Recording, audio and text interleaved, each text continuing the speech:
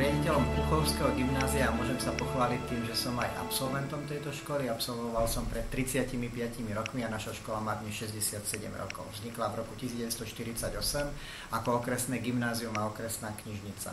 A tak ako s cieľom vznikala, s tým istým cieľom ako vznikala, ten istý cieľ má aj dnes škola. Účelom gymnázia je predovšetkým osobnostný rozvoj študenta, naučiť rozvinúť schopnosť učiť sa a na sebe pracovať a pripraviť ho na vysokoškolské štúdium.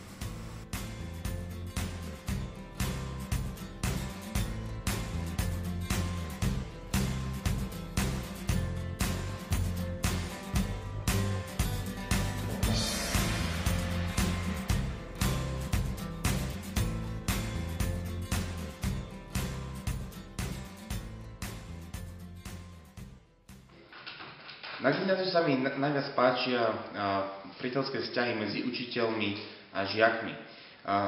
Podľa môjho názoru je úroveň vzdelávania na tejto škole na veľmi vysokej úrovni. Ako môžeme vidieť, aj celkové laboratórium chémie.